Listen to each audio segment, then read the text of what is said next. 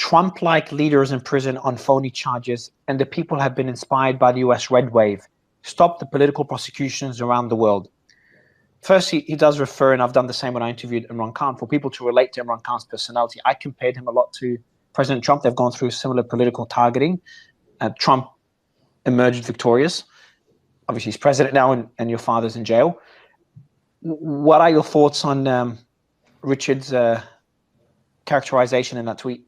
I think there's definitely parallels in the kind of the lawfare and the way he's been targeted. And yeah, I understand the comparison. What about he calls them phony charges. He also says the people have been inspired by the US red wave, and he calls it political prosecution, which you've kind of mentioned already. Would you say this is a fair characterization by Richard? And to add to that as well, what would be your message to others in the Trump administration, including Trump and Elon himself, on what they could do to help, if anything, to help your father?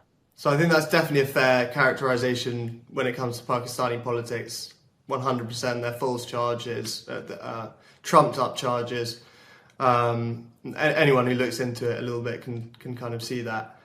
In terms of a message to the Trump administration, we'd call for any government that supports free speech and proper democracy to join the call for our father's release, and especially the most powerful leader in the world.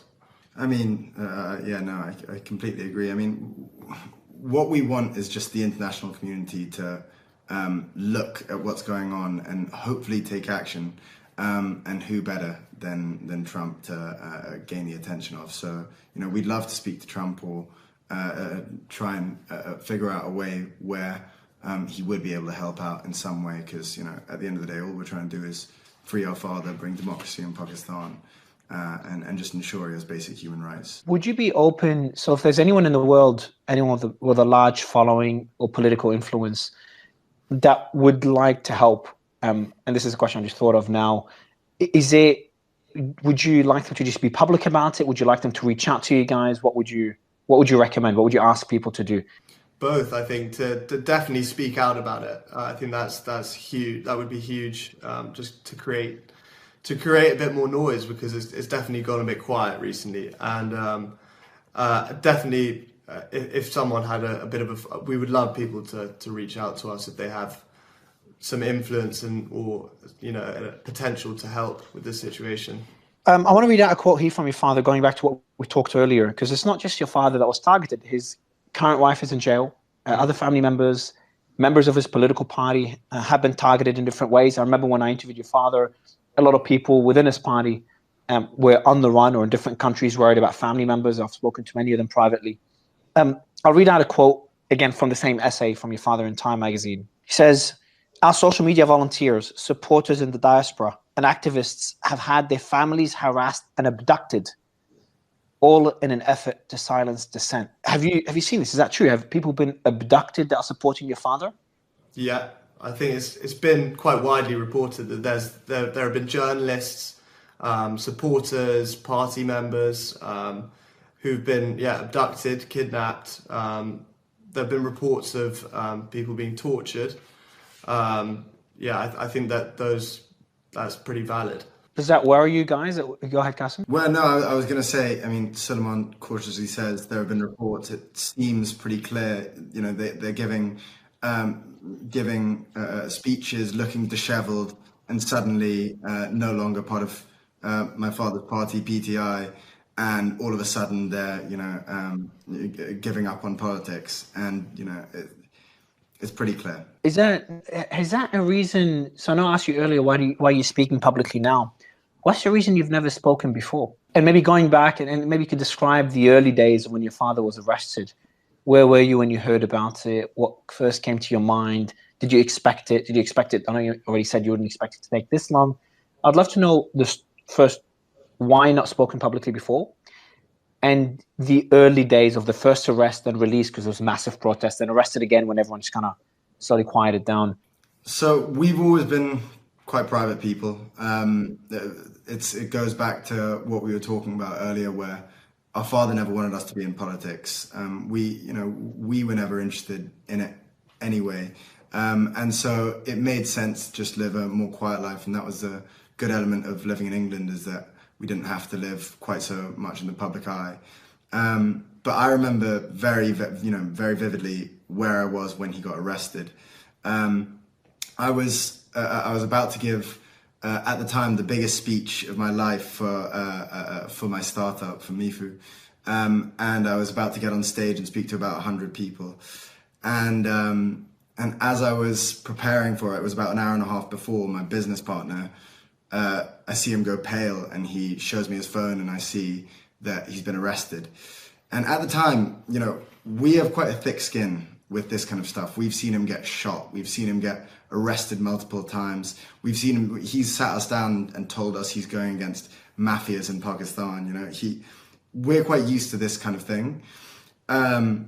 So when it happened, frustratingly, I remember I saw it, and I just thought how trivial my speech is, even though it was the biggest speech I could possibly give at the time. And I went up, and my head was in the clouds, and I fluffed my lines, but we ended up doing okay. But what really stuck out is, at the time, even though it shook me, I had no concept of how long it would be. I really thought it would be, you know, a couple of months, maybe maximum. But this time, it turned out it's nearly 2 years now, and he's been in solitary confinement the entire time. So yeah, it's been pretty brutal. Sulaiman, well, those early days, your expectations, and where we are today. Yeah, so I remember as well where I was and my reaction, but it wasn't actually a shock to me, because I'd actually spoken to him a few days before, and he'd warned me that there was a strong possibility that he was going to be arrested. But he'd been arrested earlier that year on the 9th or after the 9th of May kind of protests, and he was released a few days later. So I was hoping that it would be a similar situation, and I just wasn't expecting him to still be in prison now, almost 2 years later. When he was made that offer, sorry, go ahead, Qasim. I was just going to say, the very night before, just remembered, the very night before I was, it happened, I was messaging him about advice for public speaking, because I was so nervous about speaking to 100 people. And then in the morning, funnily enough, he was taken. It's just, honestly, it's heartbreaking what you guys are going through. At first, I also respect, especially considering Pakistani politics, how always kids are groomed to kind of follow in their father's footsteps. And we've seen that in politics for decades in Pakistan. So to see you guys, first, the way Imran Khan has kind of moved you away from politics, so essentially protected you, considering how dangerous Pakistani politics is. And to see how humble you guys are. When we met Qasim, I told you that, I was joking about it, how humble you are in general. And to see you guys speak publicly now in support of your father, knowing how brutal and aggressive Pakistani military or Pakistani government have been against anyone speaking out in support of your father, is something that I respect massively, and I really appreciate that you're doing this. I do want to ask you the question though. When he was offered the opportunity to go under house arrest to get out of jail, did he ever ask you guys? Is the decision always made, or did he ever ask you, do you think I should accept the deal? Did he ever seek that advice from you guys, or do you know if he's actually asked anyone else in your family about this? I don't think he would ever. I just don't see him taking a deal like that. To save his skin. He's a very principled person, as I said. He's comfortable there as long as his mission is being fulfilled, and I don't think he'll just take a deal while other people are sitting in cells on his behalf, his supporters, I don't see him, running off to his house where he's in pseudo prison.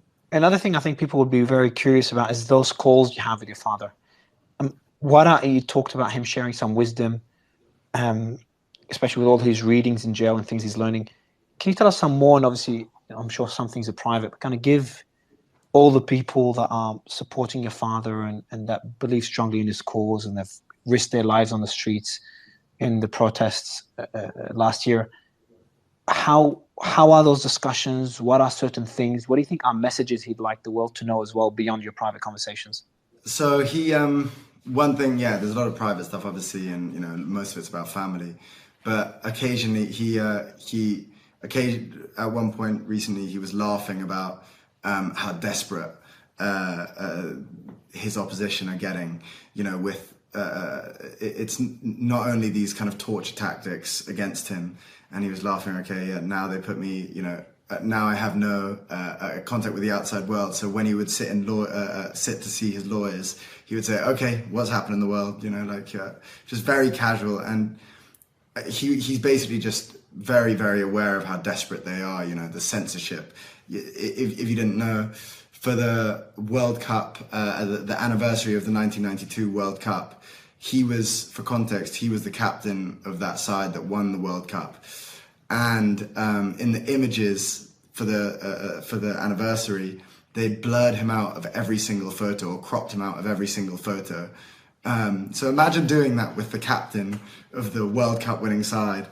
And they're that petty. And so he was laughing about that, which is a nice little touch, I guess. They've cropped his image. Sorry, Salam, I'll let you speak in a bit, but I didn't know about this. This is getting a bit cartoonish. So essentially, they've got there's images of the World Cup, Cricket World Cup, I assume, and he's a captain. I've known Imran Khan before he was Prime Minister. I'm originally from Australia, so Australia's a big cricketing country, so I know about Imran Khan well.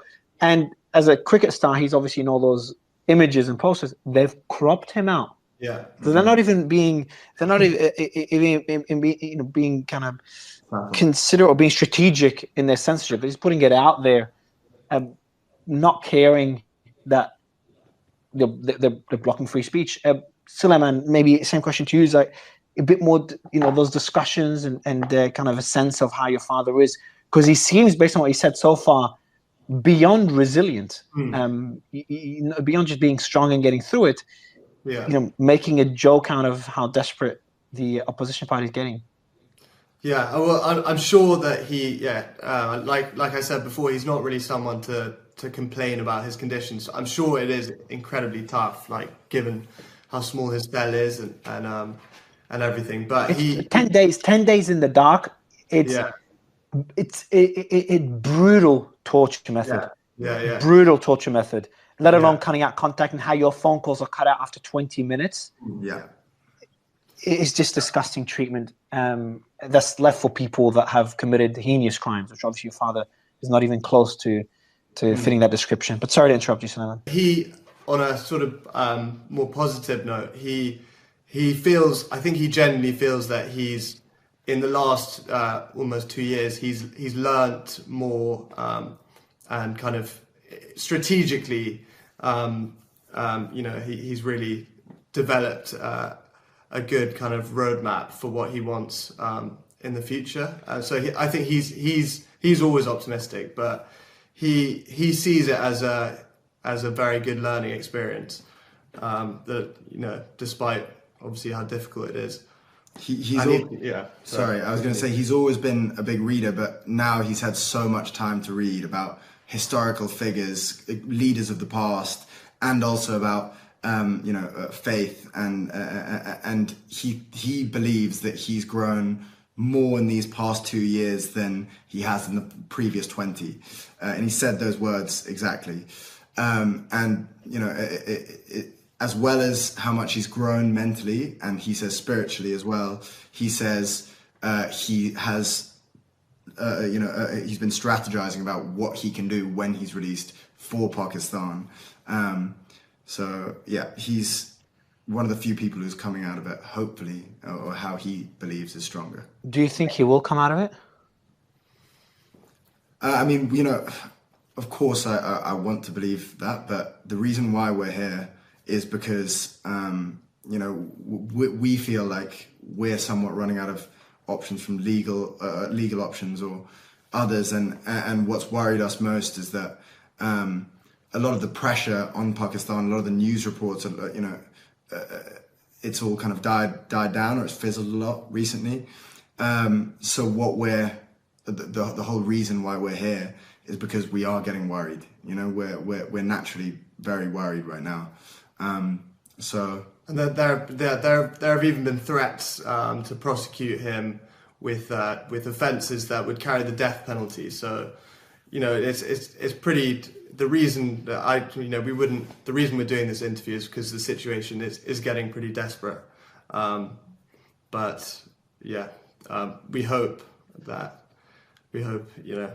You can only remain optimistic. Does he know you're doing this interview? Yes. Yeah, we asked him, because, you know, this is something that he might not be behind, was what we were worried about. You know, he always likes us to be private and stay away from, you know, politics and that whole world. But we asked him on one of the calls, we said, do you think it would be okay? We want to do this. We want to see if we can try and help. And he said, do it.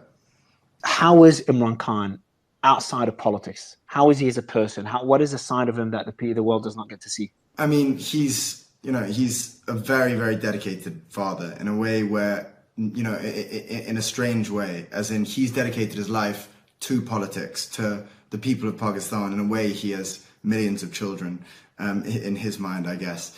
But every chance he would get when we were younger, I mean, he would come down to England. When we would go over to Pakistan, he would, you know, somehow take 2 weeks to spend just with us, which is such a difficult thing to do for a man as busy as he is. And he's, you know, I don't think people realize that he's funny, I guess. But these days, you know, we haven't seen him in a while. I mean, the last time we saw him, he was conducting a rally for his people, for his supporters. And there was an attempt on his life. And, you know, I mean, this is a slight side point, I guess, but there was an attempt on his life and he was shot 3 times in the legs. And if it wasn't for one of his supporters pulling down the gun, he would have been shot in the chest. And the supporter, unfortunately, lost his life in the process. But after that, we obviously rushed out and we went to see him. And God, the journey over there as well. We were in about a convoy of about 15 cars. We were in a bomb-proof car. There was a decoy car. There were a jammer car for detonators. There was armed militia in front and behind. And as we got to the house, we had to make sure our food wasn't poisoned. We had to stay away from windows for sniper threats. It was so chaotic and it's, you know, such a stressful period. But that was the last time we saw him. That was 2.5 years ago. That was the last time we were able to properly see him and speak to him. And he was, you know, in a wheelchair with bullets. And it's strange to see him in a wheelchair because he's usually such a presence. He still managed to be, despite hobbling about. But he, you know, that was the only time we were able to see him in recent times. And before then, you know, we weren't able to see him much. But in our early life, he would spend as much time as he could possibly make seeing us. You know, we would see him 7 or 8 times a year for prolonged periods. So it's such a dedicated father. And I don't think people really realize that. You were avoiding the windows because of the risk of snipers. People were checking if your food was poisoned. How do people check that? Taste it is the way. Holy shit, that's insane. Well, I mean, no. What a life. Be careful where the food came from, mainly. And, you know, when we went there, we had all of our cousins around who all came into the little compound. And I wanted to play cricket with them and things like that. And we weren't allowed outside in the garden, even though there were walls up high. So they were saying, okay, no, there are tall buildings all the way around there. So we couldn't do any of that. And you should have seen the way when we were trying to get from the airport to a car or the car to an airport, we were surrounded like we were penguins around by security, and we kind of shuffled into the car. It was so dramatic, and I don't say it lightly. I mean, because, you know, every time we've gone to Pakistan, there's drama, but this last time we went, it was beyond. Would you feel safe to go there now at all if you could see your father? Our cousins, I mean, we're urged not to go because, I mean, our aunties have been arrested. Our cousins have been arrested, some of them in prison still. And, you know, there's obviously a high threat. If we go, we provide a potential weakness for our father, another way where they can potentially get to him. And so he was always quite worried about us coming during the most the height of tension, because he was worried, when they're desperate and they're pulling out all of these random, ideas, you never know what they might do. But we've obviously thought about it. You never know. If you had a message to the Pakistani military or the establishment or those in power or those that make the decisions, what would be your message to them? I would say just respect respect democracy in Pakistan, respect the kind of the people's clear choice, which anyone who has looked into the previous general election can see. They weren't allowed to stand. Our father's party, PTI, their candidates had to run as independents, and they still won the most. And let alone all the other ways they tried to obstruct the democratic process, they still won the most seats in the National Assembly. So it's pretty clear who the people's choice, the party that is the people's choice, and the leader that they've chosen as well. So I would say respect the choice of the Pakistani people. Exactly. And when you're saying the techniques they used during the last election, in a country with a 40% illiteracy rate, they banned his symbol, which is the bat, which the cricket bat is obviously synonymous with him. Very easy for anyone to be able to see who they're voting for. They banned it in the days leading up to the election, meaning that a huge proportion, 40% of the country, weren't able to know exactly how to vote for him. So as well as that, there was clear rigging, the most obvious rigging possible. They banned Twitter. They turned off internet for periods. It was, the rigging is so clear. Probably the most blatant form of rigging, election interference, censorship that I've seen in any democracy. Your father's literally in jail for charges, and maybe before I ask the final two questions, maybe Sulaman, just give us an idea. I've talked about how ridiculous those charges are. What are the alleged things that your father's done that he's being jailed for? So it's ridiculous. I mean, it's from things like selling exotic fruits to corruption charges. For me, but for anyone who knows our father knows that he's not a corrupt person. If he was a corrupt person, he wouldn't have struggled for 20 years. Started his own party, struggled for 20 years to even be taken seriously in politics. He could have just joined one of the established parties, as they've offered him many times, and amassed wealth that way. But he's not I think even the establishment know that he's not a corrupt person. So it's absurd to charge him with corruption. Two last questions, guys. Before this interview, considering how sensitive the matter is, considering what's happening in Pakistan, considering the fact that you both have never spoken publicly, what was the reaction of your family? The family's been targeted politically for 2 years, if not more now. What were their reaction to you guys doing this? Obviously quite hesitant. Some of them were very behind it. I mean, it's a little bit of a mixed bag depending on who you ask. But I think at the end, what we were able to say, convince them, was that if there's a way that we can help it, and if there's any way that we can try and get him out of prison, whether that's pleading to the international community, speaking to people like Trump or whoever it might be, if there's any way that we can make a slight difference, it's worth doing. So we're happy to show our faces publicly for this. My last question to you guys is: you've spoken to your father 2 weeks ago. If he was doing this interview somehow, so we sneaked in a camera and did it live, without the guards knowing, what would he say to anyone listening? What would be his message, especially to the people in Pakistan and to the people of the rest of the community? From our perspective, we can tell you that he's keeping, he will stay strong until he's released, and when he is, hopefully he can make a change.